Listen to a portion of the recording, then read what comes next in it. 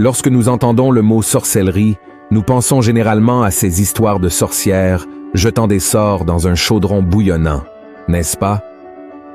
La culture populaire nous a appris à associer la sorcellerie à l'occulte et à la magie, mais c'est bien plus que simplement des œuvres visant à enchanter ou maudire quelqu'un. En réalité, la sorcellerie englobe tout acte réalisé à travers des forces spirituelles maléfiques pour nuire ou manipuler le but de quelque chose, apportant la tromperie aux personnes. Ce n'est pas une coïncidence si la Bible, tant dans l'Ancien que dans le Nouveau Testament, condamne toutes sortes de sorcellerie, précisant que tout ce qui y est associé ne vient pas de Dieu, mais de Satan et de ses démons. Et c'est si sérieux que Jésus a émis un avertissement très clair sur ce qu'il fera à ceux qui pratiquent la sorcellerie lors de son retour. Dans le chapitre 21 de l'Apocalypse, le Seigneur a déclaré « Mais pour les lâches, les incrédules, les abominables, les meurtriers, les impudiques, les enchanteurs, les idolâtres et tous les menteurs, leur part sera dans l'étang ardent de feu et de soufre, ce qui est la seconde mort. » Regardez ceci, frères et sœurs, aussi puissante que soit la force destructrice de la sorcellerie. Son aptitude à s'infiltrer dans n'importe quel domaine de la vie des gens et des institutions sans que personne ne s'en rende compte est tout aussi redoutable. Elle peut se déguiser en bon esprit et commencer à vivre parmi nous sans nous déranger. Et bien sûr, les églises sont également des cibles de cette action maléfique, car c'est là que se rassemblent les enfants de Dieu, et nous savons tous que le but principal du diable est de séparer les chrétiens de Jésus, détruisant ainsi leur vie à travers mensonges et tromperies. C'est pourquoi, dans cette vidéo, je vais vous révéler 7 signes indiquant qu'une église est sous l'attaque de la sorcellerie. Et à la fin, je vous montrerai également si vous n'êtes pas également la cible de ce piège diabolique et destructeur. Mais avant de commencer, je vous demande de vous abonner à ma chaîne. Il vous suffit de cliquer sur le bouton d'abonnement sous la vidéo, puis d'activer la cloche de notification afin de recevoir des notifications sur votre téléphone pour les prochaines vidéos que je publierai. D'accord? Alors commençons. Premier signe, leadership manipulateur. Si le leadership de l'Église devient manipulateur et contrôlant, c'est un signe inquiétant que la sorcellerie est à l'œuvre.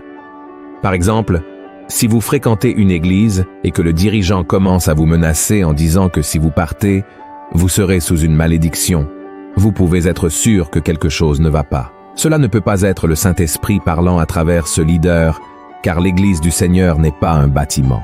C'est l'union du corps du Christ.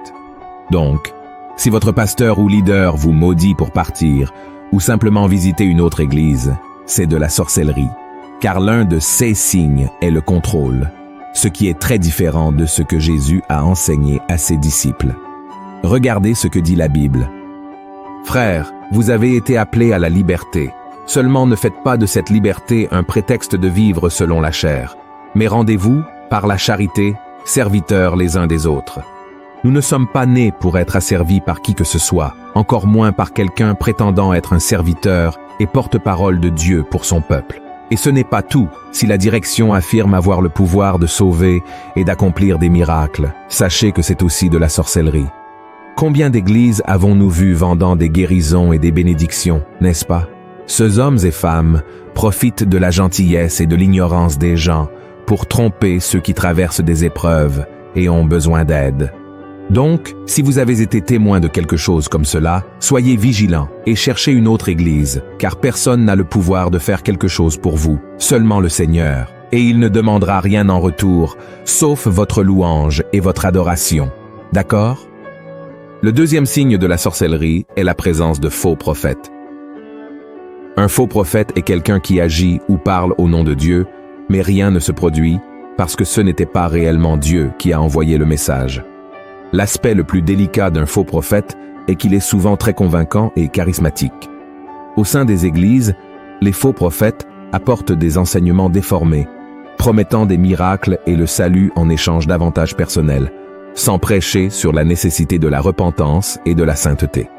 Ces leaders se placent souvent au-dessus de la critique, rejetant toute critique ou question, car ils se considèrent comme des autorités spirituelles. Soyez très attentifs à ces leaders, car Jésus lui-même a dit que les faux prophètes viennent à nous déguiser en brebis, mais sont intérieurement des loups voraces, et nous les reconnaîtrons à leurs fruits. Il est important de noter que le simple fait que quelqu'un révèle quelque chose qui se passe dans votre vie ne signifie pas que cette personne a été envoyée par Dieu.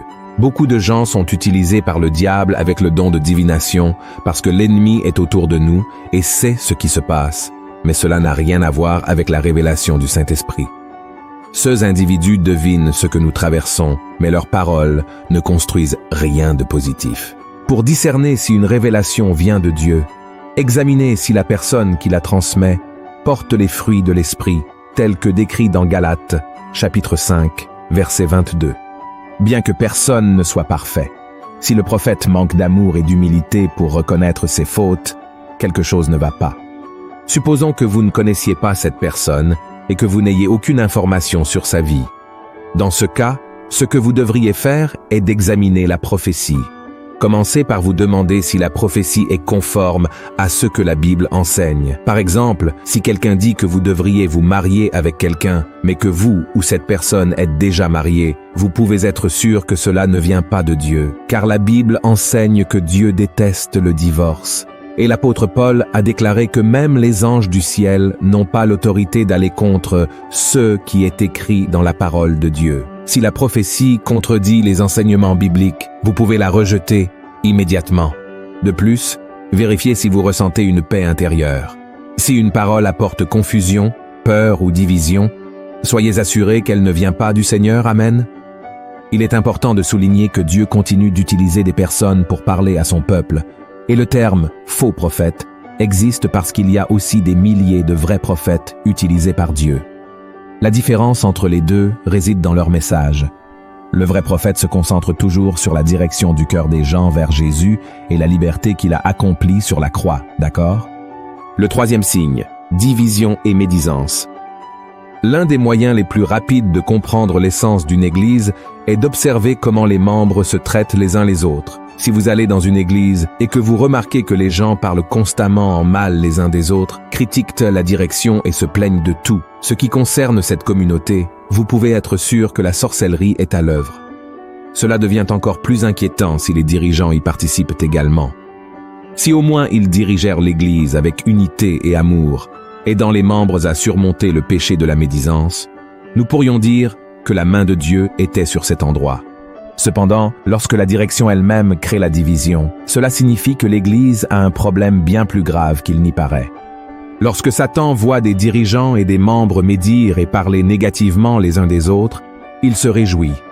Car en réalité, ils l'aident à accomplir sa mission, qui est de détruire l'Église du Christ. Curieusement, même après tout cela, les gens lèvent toujours les mains et adorent Dieu comme si rien n'allait mal.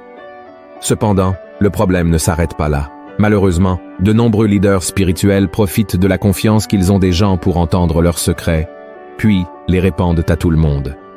Frères et sœurs, l'Église devrait être un lieu où les gens peuvent chercher le Seigneur et trouver du soutien, un endroit où ils peuvent parler de leurs problèmes et recevoir du réconfort de ces leaders.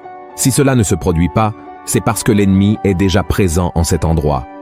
En tant que pasteur, je sais que beaucoup de gens vont à l'église parce que c'est le seul endroit où ils se sentent écoutés et réconfortés sans jugement.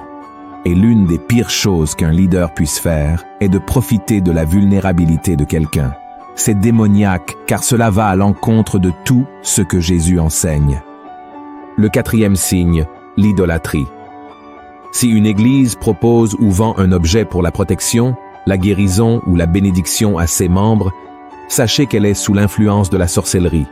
Peu importe le nombre de versets bibliques qu'ils utilisent pour vous convaincre du contraire, cela ne vient pas de Dieu.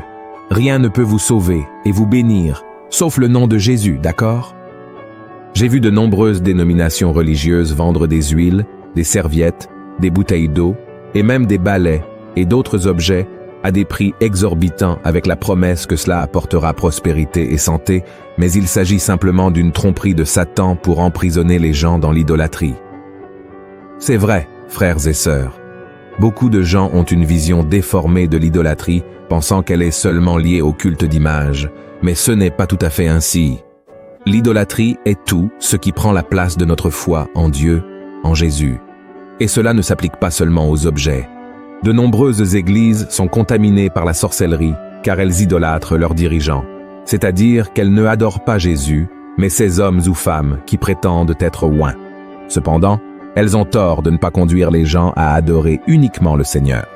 Le 5e signe, le rejet des dons spirituels.